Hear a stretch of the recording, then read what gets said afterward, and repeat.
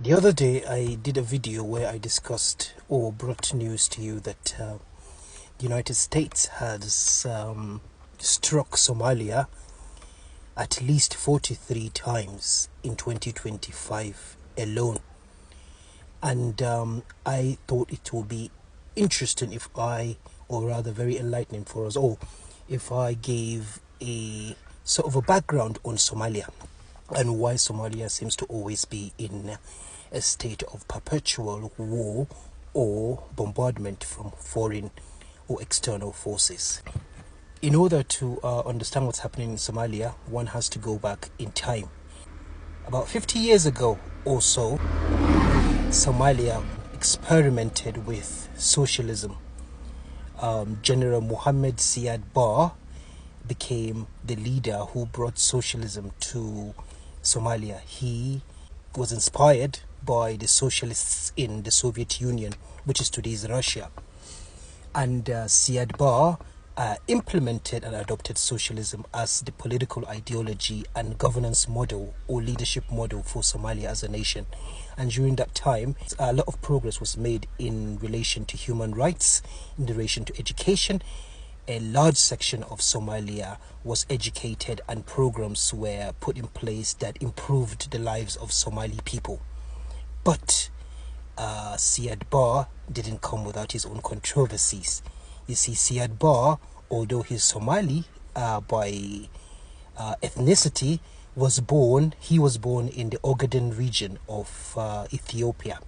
So when he took over control as a military leader of Somalia, he wanted to incorporate all the lands where the Somali ethnic group lived under the banner of his new Somalia. And as a result of that, he decided in his own way, whatever his reasoning might be, because he's such a controversial figure, he decided to invade Ethiopia. Now, this is where the problem began.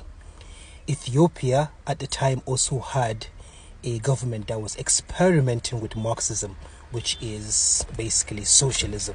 When he invaded Ethiopia, the Soviet Union decided to support Ethiopia because it didn't agree with Somalia invading another sovereign nation.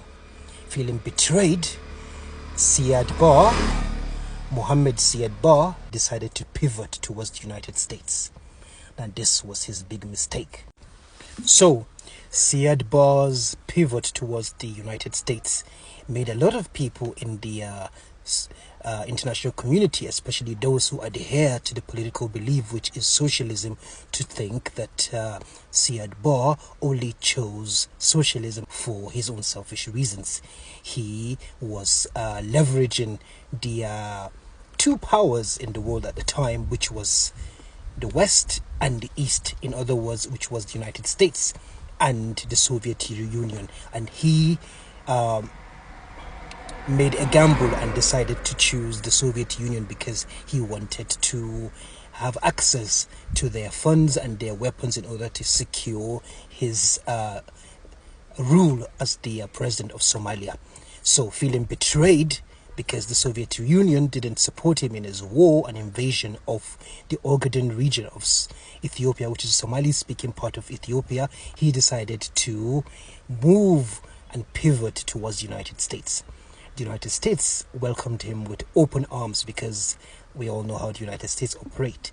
Anything that will contain socialism or destroy or counter the Soviet Union was always someone that the United States would support. So for a while, the United States really poured all their support towards the government of Siad Barre. Allegations began in Somalia about huge human rights abuses, whereby Siad Barre was accused of favoring his clan above all the other clans in Somalia, and a lot of people died. I do not really know the intricacies of what happened, so I'm not going to speculate out of respect for Somali people who have different views of their former ruler, because this is not necessarily about Siad Barre. This is more about geopolitics and how the political chess game that happens around the world affects us all. So anyway, because of allegations of human rights abuses and everything that was going on, and then also the fact that many years later the Soviet Union itself collapsed in 1991, the United States started seeing Siad Barre as a liability. So what did they do? They abandoned him. And when they abandoned him, I don't know whether they supported the rebels in Somalia or whether it was a real, genuine uprising that began in Somalia. I am not entirely sure because I do not know the entire story. Only Somalis can tell us what really happened. But a civil war began in Somalia. And Siad Barre was ousted and he fled into exile. In fact, he fled to Nigeria, my own home country, and he died in exile in 1995 in Lagos, Nigeria. Now, after the civil war, a famine began in Somalia. So there was civil war, there was famine, and there was insecurity, and all that led to an intervention by the United States of America in 1992 and 1993. Well, since then, Somalia has never known peace.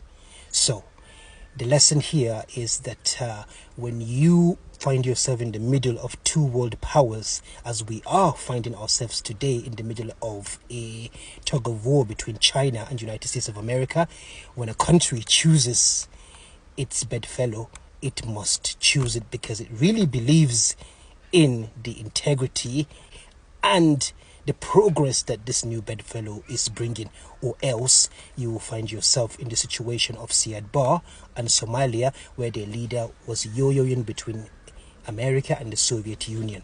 So as Africa begins to become extremely tied with China, it is bringing up ripple effect, and the ripple effect is the fact that the United States and Western powers will do whatever they can to ensure that China does not get a diplomatic, economic and ideological grip hold in Africa.